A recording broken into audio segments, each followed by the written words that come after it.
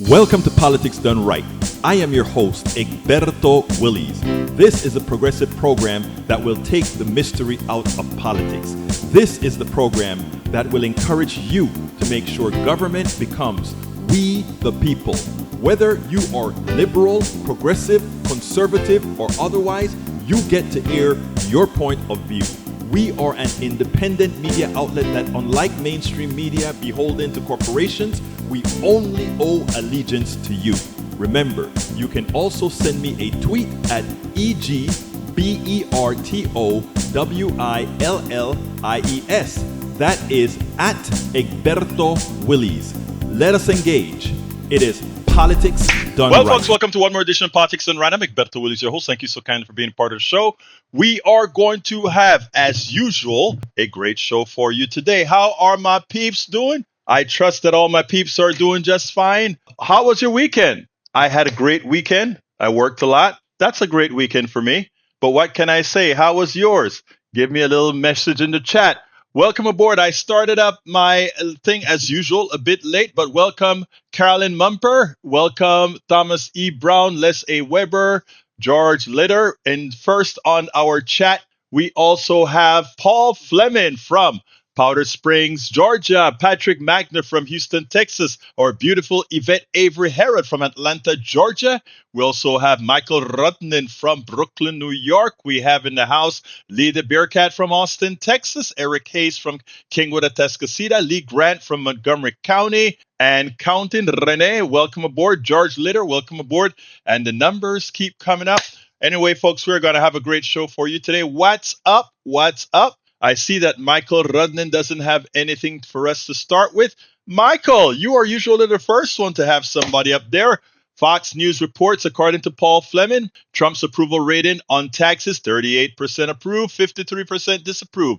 This is a Fox News poll. On the economy, 38% approve, 56% disapprove. On inflation, 33% approve, 59% disapprove. No shock there. No shock there. And just to show you there is no shock there, that's the first video I am going to show all of you beautiful people that finally the poll numbers are starting to catch up with likely or definitely the most incompetent president we have had, the most felonious president we've ever had, the most ignorant president we've ever had. So let's go ahead and show those numbers. Okay, let me set it up this way. Donald Trump, we knew what his administration would look like.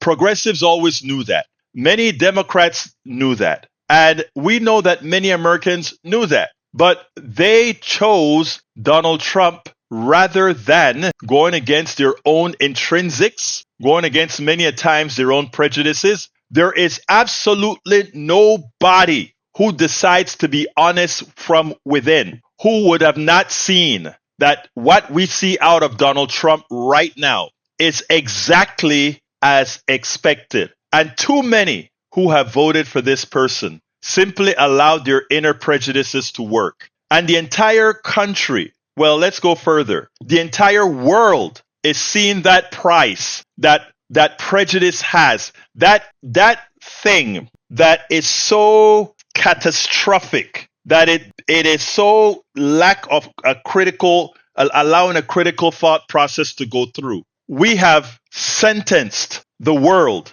We have sentenced many Americans. We have sentenced many of your children to a generation of failure because of this one election. We told you so. We knew so. None of this is a surprise. The poll numbers just happen to be catching up with the president right now. So I want you guys to take a listen and let me go ahead and make sure that I have all the cues and bells set up for these different videos that I have. But I want you guys to understand that this did not have to be. But again, we caved to our prejudices, and this is what we've got. Check this out. We'll take it on the other side. Tomorrow marks 100 days for Trump in office, and he is ringing that in with some very low marks. Let's go through some of them, starting with a new ABC News Washington Post poll, which finds just that 39% of Americans approve of the way Trump is doing his job. That's compared to 55% who disapprove. Back in February, mind you, those numbers were 45% positive and 53% negative. Trump's approval rating in this poll is lower than any past president at the 100-day mark of their first or second term. So this is historically low for President Trump. According to the Washington Post, Trump has seen a decline of 10 points among white people without a college degree, who, of course, are a key part of his political coalition. Trump's also down 13 points among adults who are under the age of 30. The Post also notes that Trump is underwater among independents, a group that he just narrowly lost back in November. Among that voting bloc, 33% approve of his job handling, while 58% disapprove. Let's dive into the issues now. Some of the top ones. More than 3 out of 4 voters oppose reducing federal funding for medical research. 7 in 10 oppose the administration's efforts to increase the government's role in how private universities operate. 2/3 of voters oppose Trump's efforts to end birthright citizenship. And more than 6 in 10 oppose shutting down the education department, cutting back environmental regulations, and freezing foreign aid that provides food and health care to poor countries. Those are all, of course, we've seen major parts of the first 100 days. But overall, voters said they trust Trump more than Democrats in Congress when it comes to handling the country's main problems. When it comes to the economy, Trump's approval stands at 39% versus who approve versus 61% who disapprove. Just 2 months ago, before announcing his sweeping tariff policy, 45% approved, while 53% disapproved. It's worth noting that President Biden's economic approval rating was 37% about a year ago. Another poll finds that President Trump is underwater as he approaches his 100th day in office. According to the latest New York Times Siena College poll, 42% of voters approve of the job Trump is doing, while 54% disapprove. Those numbers are even more troubling among independents. Just 29% approve, while 66% disapprove. Looking at specific issues in this poll, the president's pursuit of widespread tariffs is opposed to 55% of voters and 63% of independents. Trump's also underwater on the issues of immigration, managing the federal government, the economy, trade, the Russia-Ukraine war, and the case involving Kilmar Abrego Garcia. And if the 2026 midterms were held today, voters would back the Democrat over the Republican candidate in their district by 7 points. According to a new Fox News poll of registered voters, Democrats led Republicans 49% to 42% on the congressional generic ballot. Those results are similar to April 2017, which, of course, during Trump's first term in office, and are the largest lead for Democrats since October of 2018. Democrats are mostly ahead due to being preferred by voters under the age of 30, 60% to 33%, and by independents by a 2-to-1 margin, 40% to 18%. Joe, there's a series of polls that came out this weekend. One from Reuters had Trump's approval rating down to just 37%. But it is taken together, it is a snapshot here at the 100-day mark. 100-day mark that the Trump administration, and we've talked to senior officials who thought they really started strong, that they were getting out there, getting their agenda done. They liked where they were. And they've seen here, particularly in the last month to 6 weeks, on issues that are supposed to be his strengths, immigration, and then namely the economy. He's taken real hits, and now he's historically underwater. And now he's historically underwater. And you know what? It will only get worse because you know what? What hasn't showed up yet is the recession. You know what else hasn't showed up yet? The price increases from the prices that these folks are going to be paying going forward. It is very important. And I know, Marge, I know polls, a lot of polls are BS. What we look at is the trend of the particular set of polls, right? That's what we look at, the trends of the particular set of polls, because, again, you're following that methodology. So I read you, polls have been kind of all over the place these days, especially since we don't know how honest people are as they're answering the polls. Welcome aboard. Let's see, Stygen Bergen Creek. Thank you for being here, sis, my friend. Thank you for being here. We also have in the house, let's see, Robert Carlina, welcome aboard. We also have, where are you from, Robert, Carlina? We also have in the house Melody Keelan from Barcelona, Spain. Those of you in Substack, if you want me to call you out as far as where you're at already, throw into that little chat where are you from. Paula Discipro says, no, they won't. Not even for a moment. Okay, trends. Yes, trends, my dear. And Martha, and the reason I say that in a week or month, the poll creators will say everyone loves him. Well, yeah, if he goes ahead and he pays enough, I guess that could happen, Marge. You know what I'm saying, sis? That could happen. That could happen. Stagenberg, my friend, says, replying to Lee Grant, which means in reality he has a 70% disapproval. We all know polling companies favor Republicans. That is almost, we can always see that when the fact is that Democrats have to so overperform. What can I say? Anyway, welcome aboard. E2247 says Putin says 3-day May 8 through 9 ceasefire because that's 80th anniversary of the World War II Soviet Union victory. Ukraine wants truce now. Patrick Magner said, I have lost all my overtime hours. I see fewer than 1/3 the number of construction workers than I saw last year. And, it's going to continue because, first of all, you know this better than anybody else, Magner. And that is a lot of the folks that did the construction, whether they are undocumented or not, many of them are scared because you don't have to be undocumented to end up in El Salvador. You don't have to be undocumented to be thrown out or locked up without a due process. So a lot of people are saying to hell with this. Paola, the reporter, I forgot her last name. Her father's a famous journalist as well, said that she went to Costa Rica and Panama, and in talking to Venezuelans and other Latinos, have noticed that the American luster is gone. What that means is, whereas we were the shining city, the shining country that everybody really ultimately wanted to go to, what Donald Trump has done is make America look ugly, make America look like a whole bunch of wayward, bad people. What we used to think of a lot of other countries. Now we wear that mantra. Anyway, the second thing I want to play for you is from Chuck Schumer. Democrats should be in control right now, given where the destruction that Trump has done thus far to the country, to the world, actually.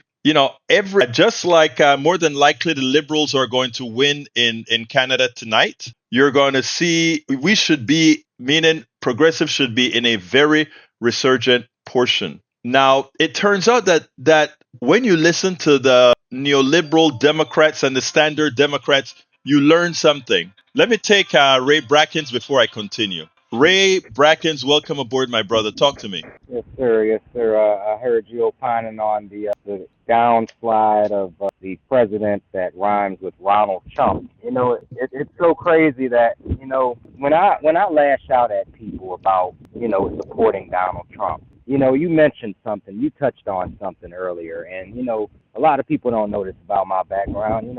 I know the criminal justice system from the inside for a little while, and this Trump 2.0 thing, it really makes this country feel like an open air prison. And I'm under the authority of the warden known as Donald Trump. Now, that might be a bit extreme to some people, but like you said, when that person took over the executive branch, which also controls the criminal justice system, which also controls immigration and the rights that we have or lack thereof, yes, I feel like this is a 4-year prison sentence that we're all serving together, and hopefully not longer than that. But well, let me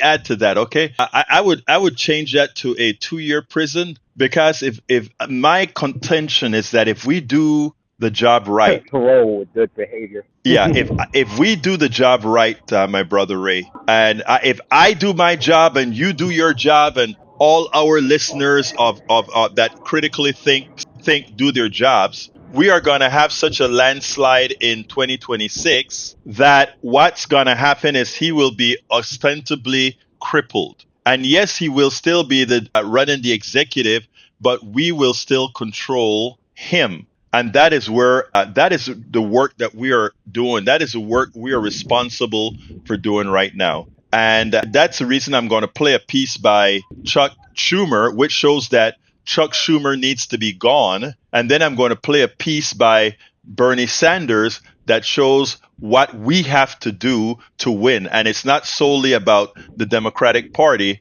And then I'm going to close it out with a little piece from a little thing that occurred on the program this morning. So if you don't have anything else to say, I can go to the video. Do you have some more to add before I jump on the video? Well, you do have a lot of videos, and I actually did have some more to say. You know, I actually wanted to speak to this morning, actually. Bernard came on, my brother. Right. He was on the show, so I appreciate him and what he does in the community as far as his activism. Now, he is more or less, and I do want to, respond to what Brother Johnny said, because, look, I have a place in this society, and I know that, there's work that needs to be done, and I will do the work where I see fit. But, I have to respectfully disagree, as the young lady who spoke on my behalf this morning said, sometimes you might respect somebody's opinion, but you don't agree with it. I think let me just say this, Ray, because I closed that issue. I thought from the time our brother Johnny said that.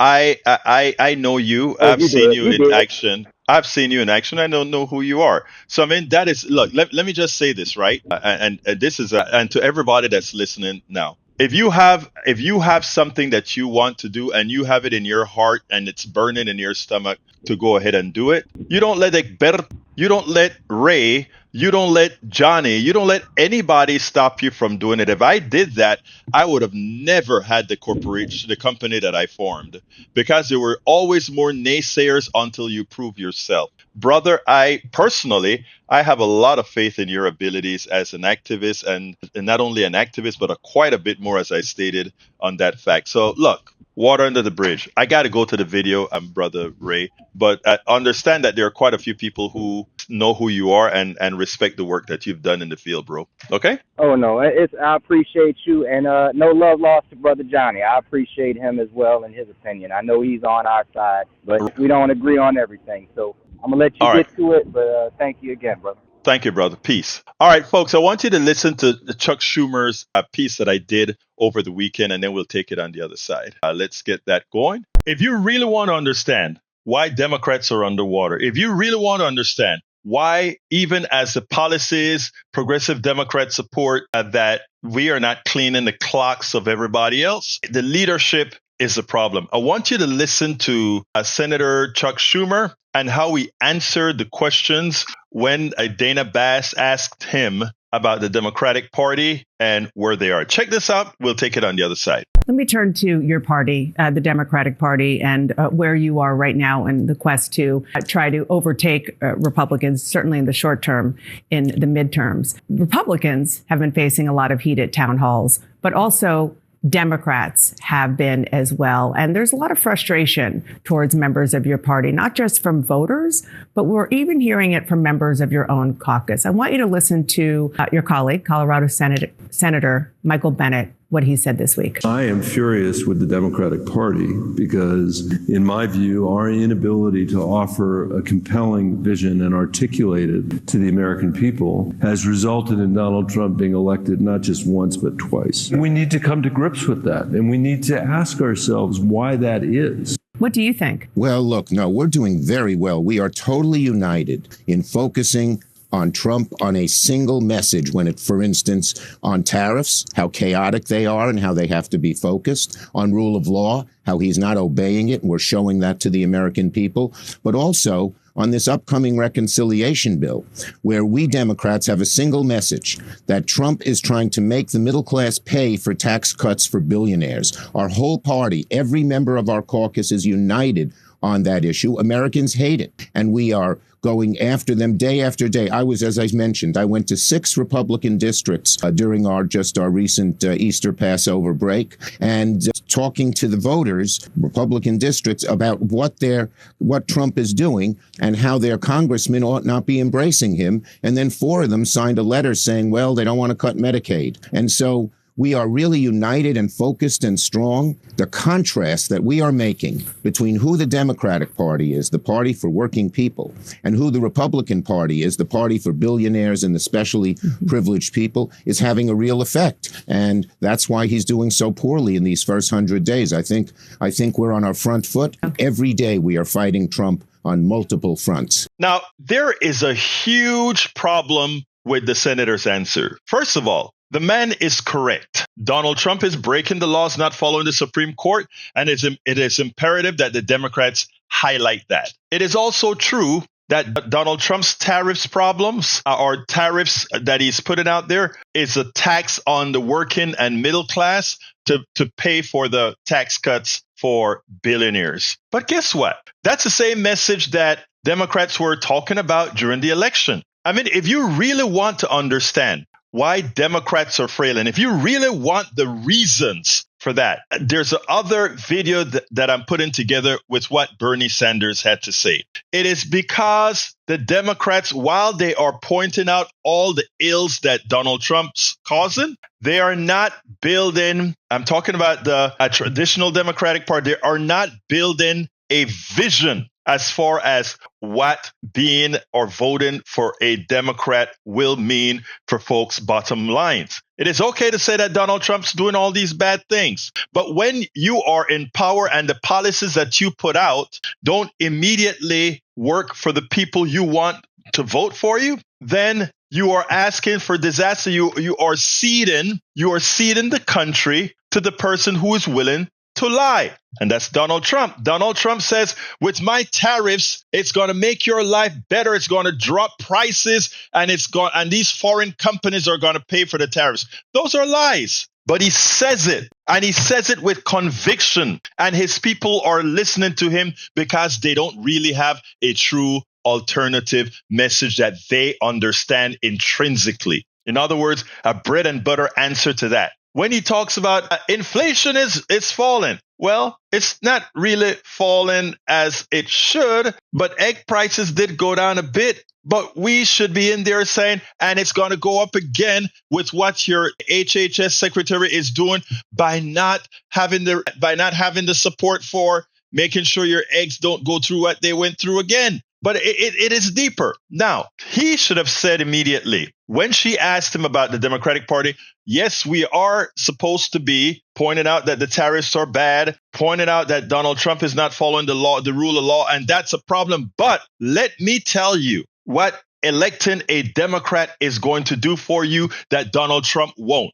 You don't hear Donald Trump talking about ensuring that you have healthcare for all. He's talking about cutting it. You don't hear Donald Trump talking about childcare. He is cutting it. You don't hear Donald Trump talking about a living wage at all. You don't hear Donald Trump talking about reducing your rents. You don't hear Donald Trump talking about all these issues that are bread and butter issues for you. You don't hear Donald Trump talking about how to get you into a home if you want one. You don't hear Donald Trump talking about how to protect you against those credit card charges that he just overturned by reducing the role of the CFPB. All of these things that the Democrats should be talking about, what I will do for you that you will see immediately. None of that from Chuck Schumer. Oh, we are together and we're united in talking about how bad Donald Trump is doing. And guess what? Have you seen that his poll numbers have gone down? Yeah, but have yours risen? Have our Democratic Party poll numbers risen? Again, one of the reasons you see a lot of senators leaving, they said it's time for new leadership. It is time for the new generation to take over. And they are absolutely correct. Chuck Schumer needs to go. Chuck Schumer is not promoting that which America needs right now for the middle class or the working class. It is clear that he is in a completely, we talk about Donald Trump being in a different world. Chuck Schumer is in an alternate state of reality. If he thinks the Democratic Party is doing just fine, and if he thinks that, well, we are united. No, those people who want good stuff for the American people are united. But I tell you what, I don't see within the leadership, I don't see within the leadership the positions that have to be taken for the working class. And one of the reasons for that is many of the same benefactors that are supporting the Republican Party are supporting the neoliberal wing of the Democratic Party. And what has to happen is we need to get our youngsters out there, and we need to do what is necessary to make life better for the working class, make life better for the middle class, not just in talk, but in bucking that system, bucking that corporatocracy, bucking it, and making sure that the people are heard and the support that they need is there, and that we crawl back through effective taxes, that which was stolen from them. Absolutely so. And Brother Harry Denson says, Buenas tardes, señor activista de derechos civiles, el profesor de hermano Egberto Willies from Harry Denson. You must have passed that through Google, buddy. Hey, thanks for doing that. He said,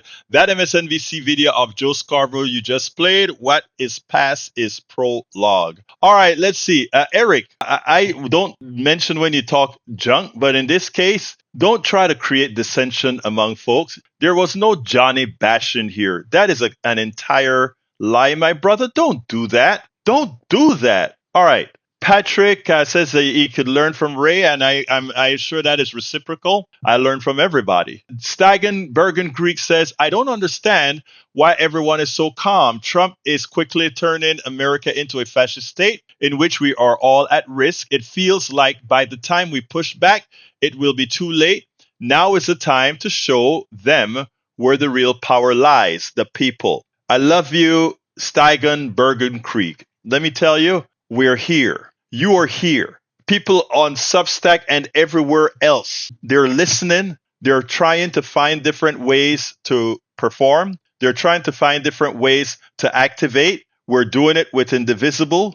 We're doing it with HPJC. We're doing it with different organizations out there. Swing Left, all these organizations are working conjointly to do just that. And while, let me just say one other thing, my friend. We don't have to be frantic. And I know sometimes that is not an easy thing to say, but we don't have to be frantic. We need to be resolute. I am resolute. That's why I do this program twice a day. That's why I write between 2 to 5 articles every day to flood the zone, ensure that people are constantly updated and people are constantly activated. People are constantly seeing what's a progressive message I can compart con mi gente, with my people. How can I make a change? We're arranging, the leader of one of our organizations here is arranging a meeting in our very conservative area, where we're inviting everybody to come and talk about Social Security and Medicare and Medicaid right here. Good old Red Kingwood. We are going to be doing that. We're going to be talking to our brothers and sisters of every persuasion, just to let them know what's going on so that they cannot be fooled by the evil ones. And everybody can play that part. Remember, and I want to say this before I go to the Bernie video. Remember, that MAGA set, first of all, earlier you heard me mention something, and I want to qualify it. I said that America elected Donald Trump because of their prejudices. And I mean that. The numbers tell you that a lot of the reasons why Kamala lost, it wasn't that no economic stuff. It was really a gender and a racial stuff. Okay? A lot of people don't want to accept it, but if you do the numbers, that's what the numbers tell you. It was a very close election, but that's what the numbers tell you. So what we have to do as a people is we have to redirect. And by the way, a lot of the biases that came in were biases that a lot of the right-wing stations and a lot of lefties as well, the bros, right? The lefty bros push these messages. We have to undo that. And Trump is giving us a big helping hand to undo that, because people are having to come to task with, we told you all of this, if he were elected, would happen. We told you that. Now it has happened. Now, instead of just saying, I told you so, if we give them a landing path, which is one of the things we want to have here in Kingwood, we're not going to talk politics. We want to say, here is what's happening, and these are solutions that we can take. Make sure that you are engaged, and then these bad things will not come to pass, will not come to fruition. So I want to circle back to our good friend Steigen Bergen Creek. It's not about panicking. It is about, to some extent, being resolute and, in fact, calm. I saw Mike says, why Senate Dems reelected him is mind-boggling. I hear you, Mike. You're absolutely right. He said 100% Schumer needs to go. The only one that doesn't think so is Chuck Schumer. You're right. Lynn Finerman says, get James Carville out of the Democratic Party. He has ruined it. His wife, Mary Matlin, is the boss there, and she has always been a Republican. Let me tell you something about Carville and these guys. Everybody always think about Carville as a genius. They say, oh, Carville is a genius. He got President Clinton elected. No. Ross Perot got President Clinton elected. President Clinton got elected because third parties came in and took a large percentage of the votes. And did Clinton ever get over 50% of the vote? I don't even think so. So if you want to know the magical presidency right now, the only magical presidency, there are two magical presidencies we had in our lifetimes. And that is Ronald Reagan when he won in a landslide. And that was Barack Obama, who won in a landslide. And for a guy like Barack Obama to win back in 2008, that landslide that he had, in as much as numerically it wasn't what Reagan did, from a social point of view, it was huge for America to do what it did in 2008 and 2012. Let's see what else we got. Margaret says, so true about the vision has been lost. Schumer should be ousted as minority leader is what you mean, sis. All right, let's see what else I got from Substack. Uju says, in my opinion, everyone over 65 needs to go. They have made their millions and need to go. They are legitimately making decisions for people who they won't be around to see their destructive policies. You're right. And let me tell you, I can't remember the name of, and look, God bless his soul. I mean, he's alive, but he has esophageal cancer. He ran against AOC to be the Ways and Means Committee, not chair, but the Democratic leader in there. AOC ran against him, and again, another old man. And these guys are so. And again, like I said, you don't want to talk bad about the guy because again, he now has esophageal cancer, and he's had it for quite a while now. But he just couldn't see its time has passed. Let the young people take over. And somebody like AOC, who is sumamente inteligente, which means she is so very smart. I've spoken to her before. When I can't get to her anymore. She's so big, it's hard to get through all her media folks. I guess I'm not big enough to talk to her anymore. But I've interviewed her a couple of times. And when I tell you that is a very smart young lady. When I interviewed her first year in running against Crowley and winning after Crowley, I told her straight up she would win. Her intellect is really that vast. And Republicans would tell you when she goes to a meeting, she's the one that is best prepared and the one that knows the material. Okay? The one that knows the oversight committee. Exactly right. He had cancer and they knew this. In the private sector, no CEO will allow for this because they will see their future isn't through anyone old and had cancer let's face it, Schumer knew was still there. And that's what we're saying, right? That was selfish of this guy to go ahead and take the position away from AOC, who is very capable of that position, if not more capable than the guy who had it. It's amazing. All right, let's see what else we got here before I go to the Bernie video. Para ver, I'm scrolling down to see if there's any conversation. Clinton did not win by popular vote. Exactly. And it's so important for folks to know that, Obama won by popular vote every single time, right? Bush won by popular vote one time. Oh, what is his name? Biden won by popular vote. Trump only won by popular vote one of the two times. So, I mean, we have to get these perspectives correct. All right, let's go to the Bernie video and then we'll take it on the other side.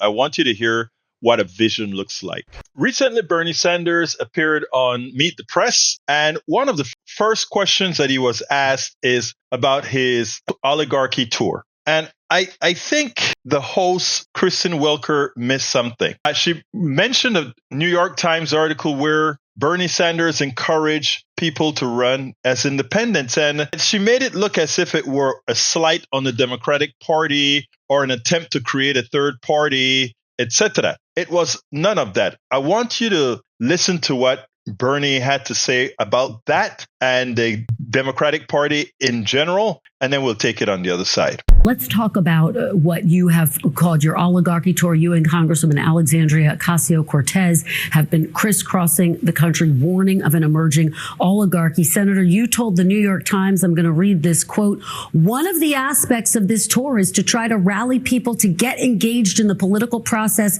and run as independents outside of the Democratic Party. As someone who twice ran in the Democratic presidential primary, are you trying to strengthen the Democratic Party? Or, Senator, are you trying to start a third party? Now, we're not trying to start a third party. What we're trying to do is strengthen American democracy, where faith in both the Democratic and Republican parties right now is extremely low. We are living, Kristen, in the richest country in the history of the world. And yet you got one person, Mr. Musk, who owns more wealth than the bottom 53% of American households. That is insane. That is oligarchy on steroids. Meanwhile, we have 60% of our workers living paycheck to paycheck.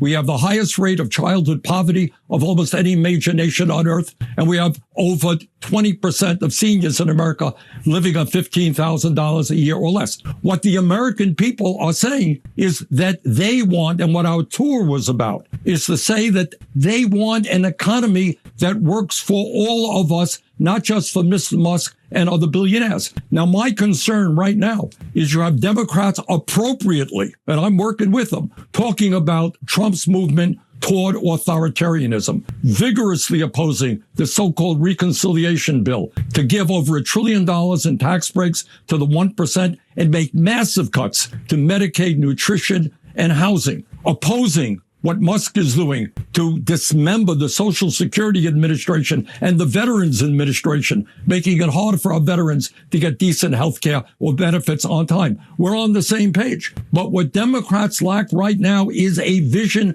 for the future. How are we going to provide a decent standard of living for a younger generation, which, everything being equal, will be poorer than their parents? How do we repair a broken healthcare system? How do we raise the minimum wage to a living wage? How do we deal with a corrupt campaign finance system that allows billionaires to control both political parties? Those are some of the issues that need to be discussed. And we're going out around the country right now asking people, working people, run for office. You want to run as a Democrat? Great. You want to run as an independent? That's great.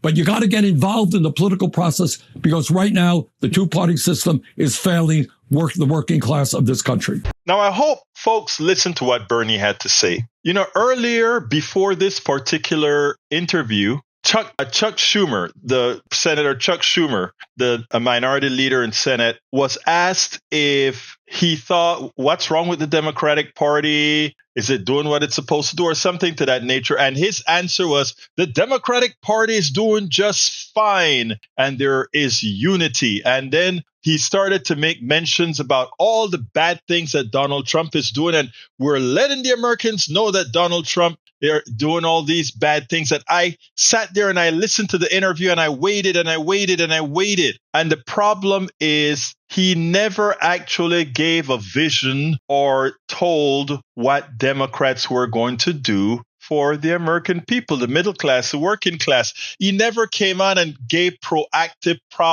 solutions to problems we know Americans have. Now, Bernie understands that the Democratic Party, in many areas of this country, is persona non grata. And what that means is, if you want progressives to win, people who are going to go into Congress and really provide not the corporate direction, which is less taxes, less regulations, no social programs of consequence, you have to get people in there who are going to not toe that plutocratic oligarchic line. And in some areas, that may actually mean people running outside the party system. As he said, people have lost faith in the party system, and more so in the Democratic Party. Not that the Democratic Party don't talk a good game, because they do. The Democratic Party has all the right words. The problem is the solutions don't seem to apply. If we take a look at what happened under Biden, how Sinema and Manchin, two Democrats,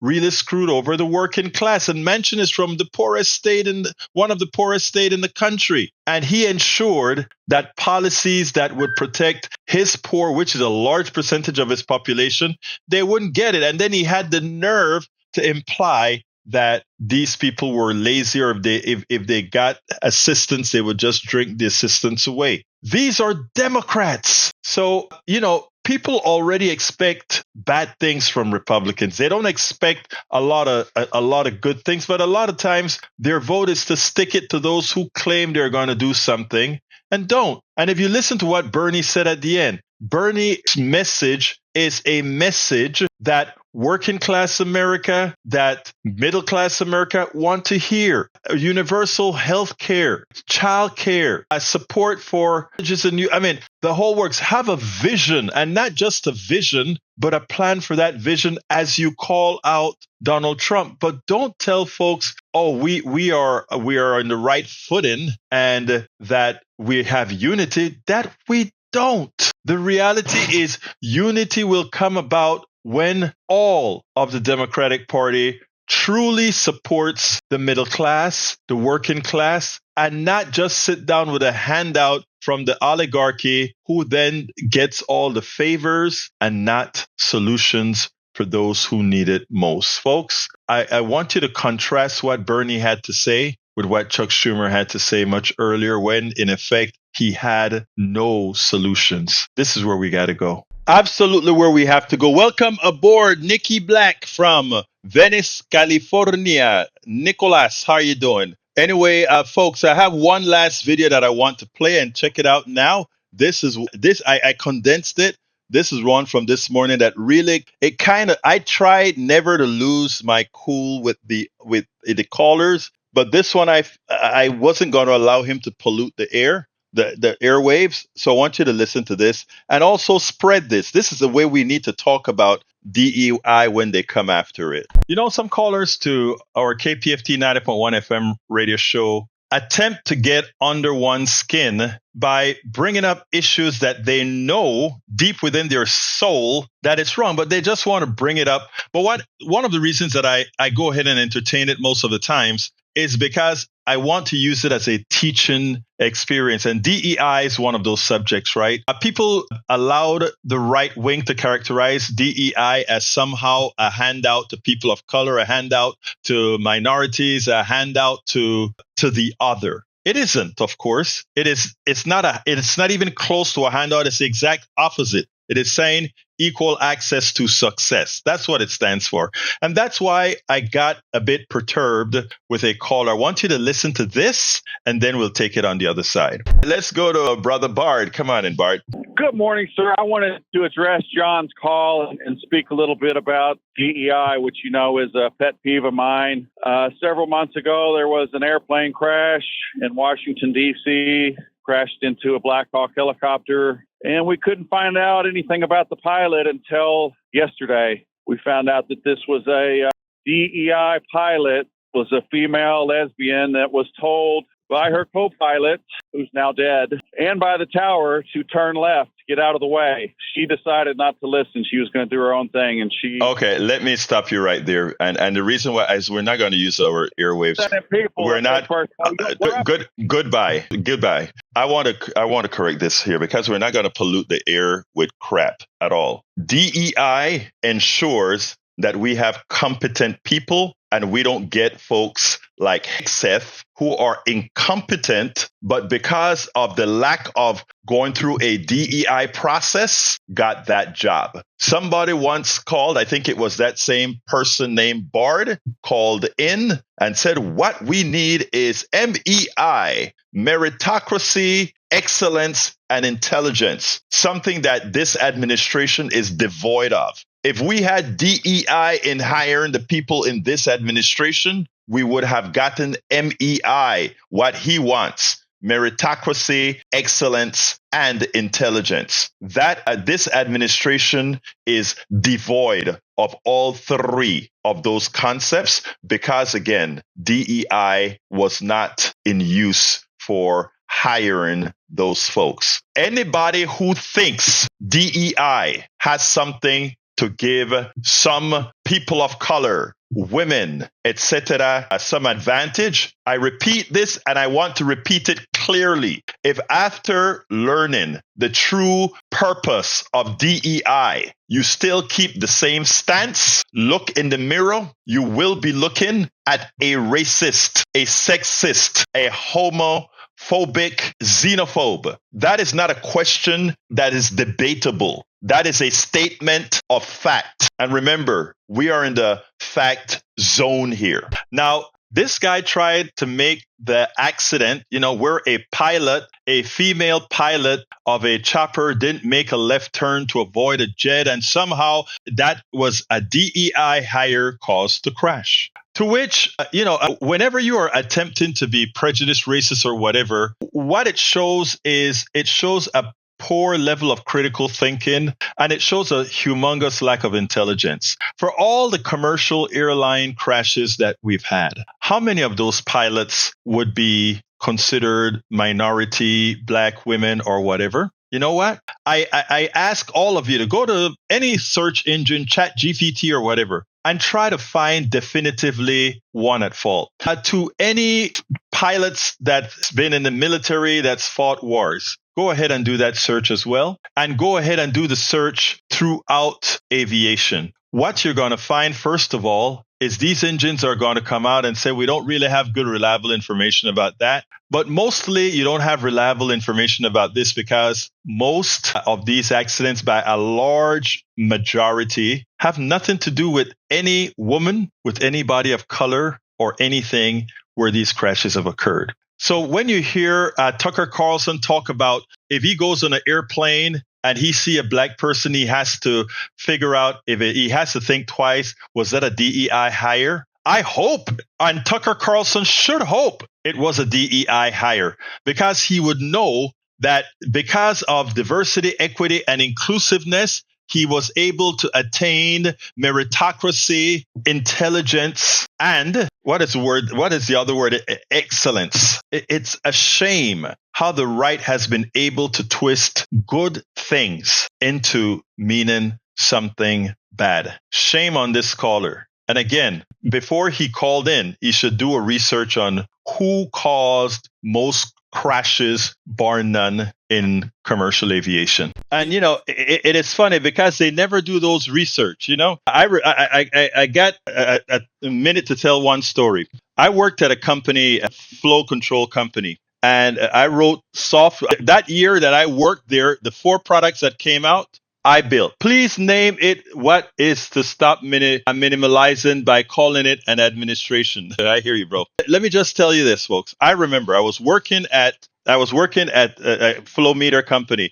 My software would measure flow and all of that kind of stuff in pipelines, etc. And the way it works is you design your software, you write the software, you send it to quality control. If quality control finds an issue, they send it back to you. You fix that software and it goes back out to quality control. And when it passes all the tests, it's all great and perfect. Everybody sends their stuff to quality control. It comes back, you fix it, etc. Interestingly, at this particular company, I developed 4 of the 5 products they released that year. And my 3 first products went to quality control, never came back. Never came back. Just went to quality control. Other people's stuff went to quality control for repairs, whatever, come back, and they did that iteration. There was the last product that I made. There was a particular quirk in it, so quality control had to send it back to me. It so happened my wife was working in the manufacturing portion of the company, and the whole rumor mill around the company was Starboy made a mistake and they had to send the software back. He made a mistake. Again, The protocol is you design the software, you write the software, you put the software in the firmware, you send it to quality control. Quality control does a test. If it fails any particular test, it comes back up, and that's how it works in every company. And nobody gets called out. There's no rumor mill about this engineer made a mistake on the program, because that's what quality control is about. But that day, I never forgot the call from my wife, who called sort of concerned. What's going on? I heard that there's a problem with the software you designed. And I'm like, oh, yeah, quality control. There's a register that I probably should have changed, or ta-ta-ta-ta-ta. Oh, and I sent it back already. It was a quick thing, change to the source code. But I was the only black engineer there. I know they thought I was a DEI. Well, in those days, it was affirmative action hire, right? But it's the one who released the products, the one who saved the companies hundreds of thousands of dollars with the solar flow system. And they wanted to call it, so the first mistake that was made, they wanted it called out. Worried my wife. I'd look at her and say, oh, no big deal. It's no big deal, really. It really is no big deal. It's just what quality assurance is to be. So when you see guys like the racists that we have, and these are racists that we have in our chat. I love them. They're my brothers, but they're racists. They are, in fact, we have about 4 racists in the chat right now. And it's okay. I want them here because maybe they will learn something. And if I see them in public, I'll give them a hug too. You will learn that I am not going to reciprocate your racist being, your insecurities. I will not reciprocate that at all, because I know it hurts you. I know the pain that you're in as you realize you finally have to compete with everybody else. To my good racist folks in the chat. So thank you for being here. Anyway, I'm a minute over. My God, madre mía, estoy en el futuro. All right, folks, look, I got to get out of here. But here's the deal. I want to ask all of you who have the ability to do so to please support the program. There's a lot of work, as you can see, going to flood in the zone with progressive data, truth telling, etc. You can help me do it. You can help me reduce it 16 hours a day by supporting the newsletter. And how can you do that? You can go to politicsdoneright.com/newsletter, politicsdoneright.com/newsletter, and become a paid subscriber of our newsletter. We cannot do this without your support, and we need a constant flow of people supporting the program. So I want to ask you kindly again, if you have the wherewithal, please go to politicsdoneright.com/newsletter. If you are on the application, the Substack application, you can also you can just go to the website, substack.com, and become a paid subscriber. We need hundreds more paid subscribers to break even. We're still negative cash flow in doing this work, but you can help us change that. And tell suggest to other friends that you know this good program. Bring them into the fold. Ask them to join us. Let them know that unlike the stars that are starting to come to Substack, that immediately these people have gotten 10,000, 20,000 paid subscribers. We have a few hundred, right? But you can speak to us. You can formulate this program. You can be a part of this. These guys are news readers. Many of them are, and this is just a reality. And for that and notoriety, a lot of support. I had a piece that I did with one of our Substackers, the Journeyman, where we spoke about this. Check out that if you get a chance, if you will. But again, I ask you kindly, support us. politicsdoneright.com/newsletter to be and become a paid subscriber. You will allow us to continue doing this. Welcome, Diego Garcia. Margie J says, great talk. Thank you. Cheryl Elkin says, call it like it is. Thank you, sis. And Lady Historian says, the U.S. only allowed women pilots to shuttle new planes for demarcation ports. German women were held to the kitchen, children, and church philosophy. I hear you. Anyway, got to get out of here. I want to thank all of you for listening. I want to ask you to share our programs, our newsletters, and everything else. I love you all. You can write me directly at info@politicsdoneright.com, info@politicsdoneright.com. My name is Egberto Willies. This is Politics Done Right. And you guys know how I end this baby. I am what? Out. spend a lot of time deconstructing the news, trying to parse it into a form that everybody can understand. We try to find those little nitpicks where it flies above the fray, etc. If you really like these videos that we do, I want to ask a big favor. Please go ahead, number 1, subscribe to our channel, and number 2, please join if you can. Thank you so kindly for watching. Keep watching. Please remember to share. We must populate the entire internet with our progressive message, a message that we know is what most Americans say that they want. So help us, please join.